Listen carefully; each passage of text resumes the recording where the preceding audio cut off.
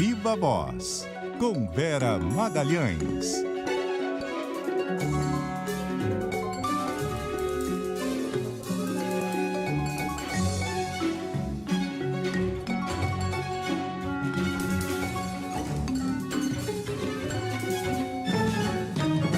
Viva Voz, Vera Magalhães, tudo bem? Boa noite.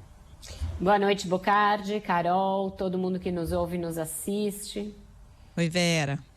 Ô, Vera, aí, você viu essa história aí? A gente já falou um pouco antes, e aí, repórter CBN também destacando, Augusto Aras bateu na mesa e foi pra cima. Gente, uma loucura isso, né? É um dos nossos temas de hoje, porque a gente está na expectativa de uma série de decisões importantes que o Procurador-Geral da República tem para tomar, inclusive em relação à notícia-crime apresentada pelo presidente Jair Bolsonaro, que eu apurei que ele deverá arquivar. E aí teve essa reunião do Conselho Superior do Ministério Público, o principal órgão dentro do Ministério Público, e esse conselho é presidido pelo Aras. Estavam decidindo o preenchimento de vagas aí para várias câmaras do Ministério Público, quando ele entrou num desentendimento com esse procurador, Nívio Freitas Silva Filho, que eu apurei que é um desafeto antigo dele, já escreveu cartas contra a sua indicação como Procurador-Geral da República, contra a sua atuação, dizendo que a atuação dele desmerecia o trabalho do Ministério Público, porque ele fazia críticas muito pesadas às gestões anteriores e ao papel do MP na Lava Jato, etc. Então, os dois começaram a se desentender ali a respeito de quem poderia falar e de que forma. E Aras levantou da cadeira, foi para cima do colega, o colega também levantou, a turma do Deixa Disso teve que apartar, a transmissão da TV foi cortada imediatamente, a sessão estava sendo transmitida e foi cortada para não mostrar essas cenas lamentáveis. E é isso, né? O episódio mostra um pouco do isolamento que existe do Aras em relação à maior parte da carreira. Ele não é bem-vindo, bem-quisto entre os seus pares, não figurava em nenhuma das listas. Nas duas vezes em que foi indicado por Bolsonaro fora das listas, e nunca teve um grupo dentro do MP, sempre foi uma estrela solitária ali, um lobo solitário agindo sozinho, sem grandes turmas ali, panelas dentro do MP. E o MP Federal é conhecido por ser uma organização de muitas panelas. Então, episódio aí mais um rumoroso nessa gestão bem atípica do Aras frente à Procuradoria-Geral da República. Não dá, né? Liturgia do cargo passou longe ali. Agora, Vera, ainda nesse pacote Procuradoria-Geral da República, a gente teve a subprocuradora Lindora Araújo mandando arquivar aquela acusação de racismo contra o presidente Jair Bolsonaro. Frase claramente racista, né? A gente chegou a comentar aqui no Viva Voz, quando ele disse para um apoiador que ele era pesado em não sei quantas arrobas, né? É uma frase claramente racista, Carol, que repete outra do Bolsonaro dos tempos em que ele era deputado federal, ipsis literis. Ele fez esse mesmo tipo de colocação numa palestra, dizendo que tinha visitado uma comunidade remanescente de quilombos e que o mais leve lá era pesado em não sei quantas arrobas. Repetiu isso agora. Fez menção ao episódio da época para ainda dizer que não tinha nada demais, reafirmar esse tipo de brincadeira, que não tem nada de brincadeira racista. Mas para a Lindora Castilho, que é a subprocuradora-geral da República, Araújo, né, sub do Augusto Aras, não tem nenhum traço, ela não conseguiu vislumbrar sequer nenhum mínimo traço de racismo na declaração do presidente, mandou para o arquivo. Dessa vez não vai dar em nada, da outra vez ele chegou a ser denunciado por racismo, assim como chegou a ser denunciado por agressão à deputada Maria do Rosário, por declarações misóginas que ele fez e por apologia do crime de estupro naquela ocasião, mas dessa vez passou batido. Para a Lindora não tem nada demais, no gabinete dela que está o recurso do Bolsonaro em relação àquela notícia-crime que ele moveu contra o ministro Alexandre de Moraes. Ela que deverá despachar isso daí também. A expectativa é que arquive, porque é considerado improcedente por todos os juristas que falam a respeito. Mas vamos ver. Lindora é considerada dentro do MPF alguém mais próximo ainda do governo, mais próximo do presidente Jair Bolsonaro do que o próprio Augusto Aras. Mas no jogo combinado ali de morde e assopra, teriam combinado que eles vão acatar o indulto ao Daniel Silveira e arquivar esse caso do Alexandre de Moraes. Vamos ver como vai ficar, mas o Bolsonaro não quer deixar essa peteca cair no chão e está insistindo nesse caso, né, da ação contra o Alexandre. Ele recorreu ao próprio Supremo, antes mesmo do Ministério Público falar sobre esse recurso, ele fez um outro recurso ao próprio Supremo, pedindo que o plenário da Corte avalie a decisão do ministro Toffoli a respeito do arquivamento da ação contra o Alexandre de Moraes. É algo só para ganhar tempo e só para manter o assunto em pauta, porque ele vai perder isso no plenário. Ele é capaz de ter só um voto, só o do Cássio Nunes Marques. Eu duvido que até o André Mendonça votasse com o Bolsonaro nessa, porque agora ele já está inserido lá dentro do Supremo, não quer se indispor com os colegas, ninguém votaria por acatar uma notícia-crime contra o ministro do Supremo. Então, o Bolsonaro está querendo só manter esse assunto em pauta, é um assunto com o qual ele faz sucesso, com a sua bolha mais radicalizada, e assim vai tocando meio a bola de lado para deixar o assunto não morrer. Aqui na mensagem do Washington Castro, ele até escreve pra gente aqui, é complicado, né? Isso aí é fácil você se botar no lugar, né? Dessa situação, no caso da fala de Bolsonaro, né? Ele escreve aqui, será que a procuradora gostaria de ser chamada de vaca, por exemplo? Então, porque é isso, arroba é uma unidade de medida com a qual você pesa animais e não seres humanos, né? Tem essa diferenciação, então é muito complicado, o despacho dela é bem ligeiro ali, ela acha tudo uma bobagem, diz que não consegue ver nem indícios mínimos que sejam e toca a vida. Mas... de resultado fica parecendo que tudo bem, né? Porque se você tem esse resultado, essa resposta, é tudo bem. Do ponto de vista do Ministério Público, né? Você pode fazer o que você quiser nessa mesma linha, o que é muito ruim para a sociedade. É isso mesmo, Bocardi, tem sido assim em várias questões, sucessivas reclamações contra o presidente que chegam lá e não dão em nada ou ficam anos nos escaninhos sem que se tome posição ou são arquivadas. Todas as manifestações decorrentes da CPI da Covid estão ali, estão nesse limbo. O Augusto Aras não tocou nada, instaurou ali investigações preliminares, uma série de procedimentos para enrolar e ganhar tempo, mas não tocou nada. Tanto que um dos assuntos que a gente vai tratar hoje é essa ação no Tribunal Permanente dos Povos por crimes contra os direitos humanos, crimes contra a humanidade cometidos no curso da pandemia, justamente porque o Ministério Público não agiu diante das graves acusações, graves denúncias feitas pela CPI da Covid. Vou aproveitar e falar sobre isso. É um julgamento, ele não tem nenhum poder, né? É uma coisa figurativa, né? Digamos assim. Simbólico, né? Simbólico.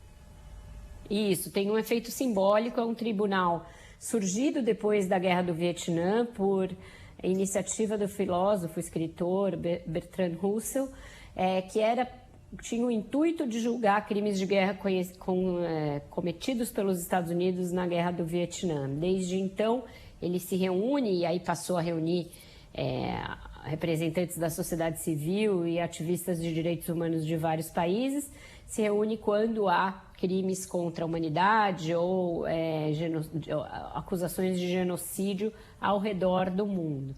Não é um órgão com potencial de punir ninguém, como é, por exemplo, o Tribunal Penal Internacional de Haia, mas tem um peso simbólico, um peso de repercussão na comunidade internacional muito grande. E foi a esse tribunal, além do Tribunal Penal Internacional, que algumas entidades recorreram para que Bolsonaro tivesse avaliada a sua performance durante a pandemia, uma vez que, segundo os proponentes da ação, que são a Coalizão Negra por Direitos, a Ação dos Povos Indígenas e também a Comissão Arnes, esses crimes teriam agravado muito o nosso resultado, o nosso número de mortos durante a pandemia, principalmente entre os mais vulneráveis, pessoas negras, comunidades originárias, né, povos originários e profissionais de saúde. Então, hoje houve a primeira sessão Eles se reuniram numa sala aqui na USP, um salão nobre. Vários juristas estão à frente dessa iniciativa, inclusive o ex-ministro da Justiça, José Carlos Dias, que foi um dos que fizeram a sustentação oral. E aí a gente vai ter esse julgamento e o resultado vai ser levado por esse tribunal às outras instâncias que aí sim têm algum poder de sanção, como a Comissão Interamericana de Direitos e também o Tribunal de Haia, que já tem várias representações contra o Bolsonaro lá para serem julgadas. Quer dizer, apesar dessa decisão não ter um efeito condenatório, ela pode municiar essas outras instâncias, né, Vera? É bastante simbólico, né? Pode municiar essas outras instâncias. As provas reunidas ali podem ser compartilhadas e tem um grande calhamaço de documentos que foram reunidos já pela CPI e que embasam essa ação e também reunidos pelas entidades que encabeçam. O governo deu de ombros, né? Fingiu que não era com ele, tratou como algo de menor importância. A Advocacia Geral da União desmereceu o tribunal como instância capaz de julgar um governo, afirmou que o Brasil não é signatário de nenhum tratado internacional que reconheça esse órgão como um órgão realmente importante e ao qual o Brasil deva prestar contas. Da mesma maneira fez o Itamaraty, dizendo que era um órgão apenas simbólico e que por isso o Itamaraty não iria se manifestar e nem iria fazer nenhuma manifestação para as outras embaixadas, para os outros governos, em defesa do governo brasileiro contra esse julgamento. Então o governo está tratando dessa maneira. Provavelmente o Bolsonaro vai fazer algum ataque em algum momento a esse tribunal, dizer que é coisa de petista, etc. Realmente teve uma participação grande de parlamentares do PT durante o julgamento, então vai ser usado também como uma peça de narrativa política, não tenhamos a menor dúvida disso. Estava lá o senador Humberto Costa, que fez parte da CPI da pandemia, então tem um vaso comunicante com a oposição, certamente a oposição petista e de outros partidos, porque a Coalizão Negra por Direitos também tem aí uma interlocução grande com o PT, mas o fato é que tem repercussão internacional. Fazem parte desse tribunal ativistas do mundo todo, italianos, enfim, de várias nacionalidades, e isso ajuda a tisnar uma imagem do Brasil que já está muito, muito, muito prejudicada no exterior, nessa área de direitos humanos e em outras. Vamos conversar com o ex-ministro da Justiça, José Carlos Dias, e ele também faz parte aí do tribunal simbólico, que a gente acabou de falar, vai trazer um pouco mais detalhes, porque, na verdade, ele é da Comissão de Defesa dos Direitos Humanos Dom Paulo Evaristo Arnes, Comissão Arnes, e apresentou a denúncia. Ministro, nos ouve agora? Uma boa noite. Boa noite. Estou aqui com a Vera Magalhães, com Carol Moran também. A gente já estava falando um pouco sobre isso enquanto estabelecemos o nosso contato. Queria que o senhor falasse um pouco mais sobre essa denúncia apresentada e sobre o papel, de que forma a Vera comentou bastante sobre o que já foi feito com relação ao Tribunal Permanente dos Povos e o que vocês esperam desse julgamento de modo prático um pouco mais adiante. Pois não. Eu falo com você? Isso, eu, Rodrigo, Vera e Carol, todos nós aqui estamos te ouvindo. O tribunal é um tribunal de opinião. Ele não tem não tem uma condenação, mas ele tem um julgamento moral. E o réu é Jair Bolsonaro. E nós estamos julgando os crimes contra a humanidade praticados por ele e por outras pessoas que o rodeiam. Essa é a finalidade do julgamento.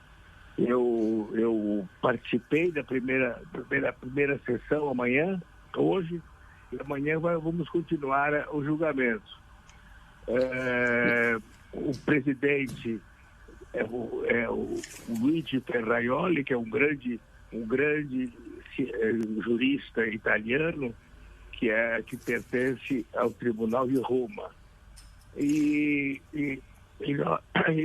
tem jurados de várias partes do mundo que estão formulando perguntas para testemunhas. Então, houve uma acusação, já foi apresentada essa acusação pela Heloísa Machado e o julgamento continuará até amanhã. O resultado qual é? O resultado será a declaração dos crimes praticados, crimes contra a humanidade praticados por Jair Bolsonaro. Ministro, é a Vera Magalhães, boa noite. Boa noite, Vera, tudo bem? Bem, o senhor. Graças a Deus. Eu queria saber do senhor se, uma vez acatada a denúncia pelo Tribunal Permanente dos Povos, ela tem importância para, por exemplo, instruir uma ação aí sim com poder de sanção no Tribunal de Haia. O senhor acha que esses vasos comunicantes existem? É claro que sim, não tem dúvida. Tem um peso. Embora a decisão do tribunal não tenha uma execução de condenação, mas é um tribunal de opinião, mas indiscutivelmente a decisão do tribunal pode influenciar uma decisão no Tribunal de Haia, no Tribunal Penal Internacional. Nós entramos com uma ação contra o Jair Bolsonaro no Tribunal Penal Internacional. E é claro que o resultado do julgamento desse tribunal pode influir no julgamento do Tribunal Penal Internacional. Nós esperamos isso. Ministro, agora a Carol falando boa noite para o senhor. Queria saber quais são os fatos elencados nessa denúncia, né? O que embasa essa denúncia? São as falas do presidente Bolsonaro, a demora na compra da vacina? O que o senhor diria que é a coluna vertebral aí dessa denúncia? São várias questões. Uma delas é o que houve na crise sanitária que nós vivemos com um presidente absolutamente indiferente, ou digo mais, praticando atos contra a saúde da população, se manifestando por soluções de medicação, de cloroquina, tudo isso, quando na realidade ele deveria ter determinado uma política de enfrentamento da crise sanitária que nós vivemos. Esse é um fato. Há também outros fatos, como, por exemplo, contra a população indígena, que ele está facultando e estimulando que sejam feitas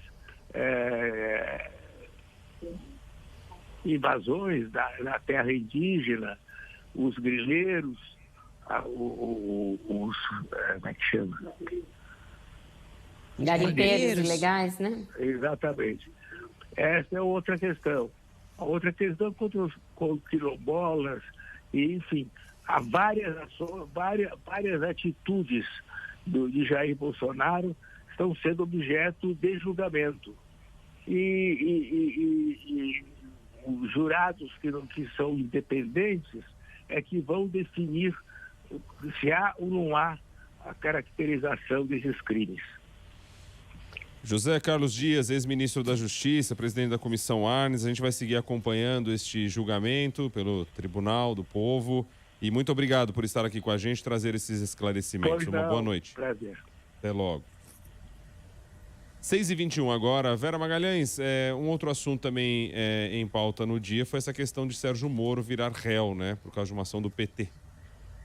Pois é, uma inversão aí, né? Como a gente diz no universo das séries, um plot twist, né? Esse enredo da Lava Jato.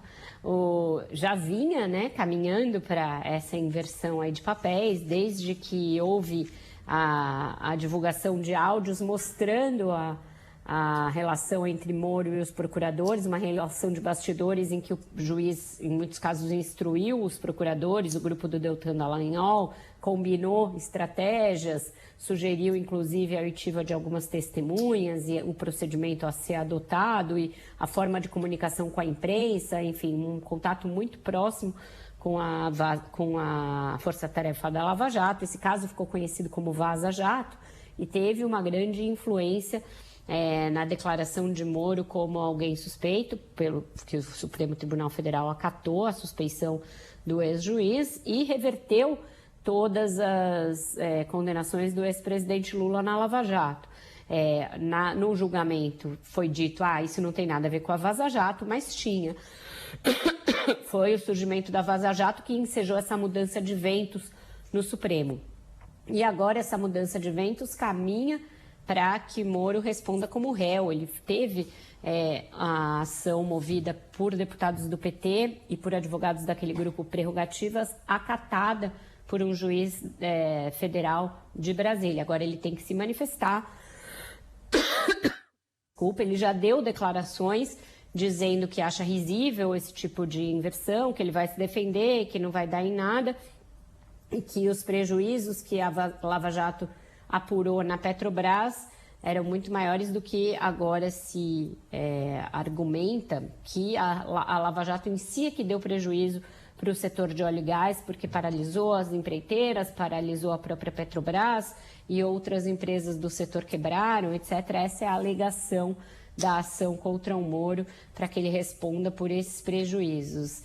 Faz parte dessa disputa, uma disputa que se arrasta aí há muitos anos entre o PT e a Lava Jato pela narrativa do Petrolão, né, de quem tinha razão.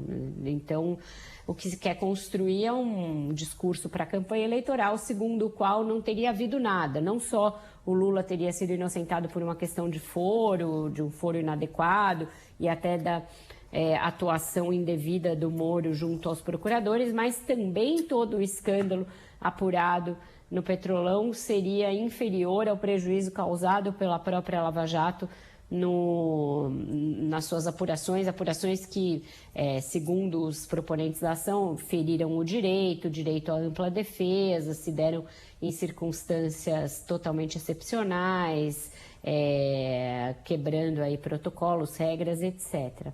Então vamos ver o que vai dar. O juiz fez um despacho muito sucinto, não dá para pressupor a partir do despacho dele algum tipo de mérito que ele vá seguir, alguma tendência dele de acatar ou não, de condenar ou não o juiz. É um passo ainda muito inicial em que ele tem que apresentar a defesa dele, mas é isso, virou réu numa tentativa de inversão dessa narrativa que se arrasta aí desde 2014, né? A Lava Jato começou lá em 2014. Bom, hoje a gente não vai ter música, né? Um dia com 22 mortes na Vila Cruzeiro, naquela escola do Texas, agora chega a informação já de 15 mortes, 14 alunos e um professor, uma escola primária no Texas. Então, já está pesado. Tinha dado 2 mortes, agora já são 15.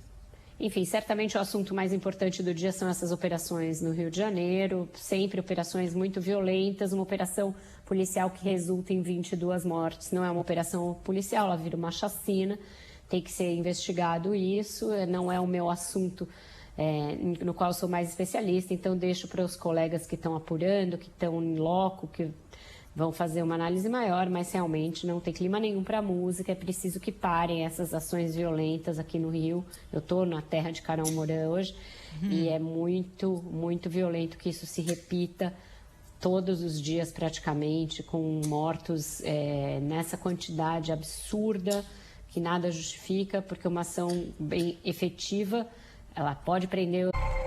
Quem só vê os resultados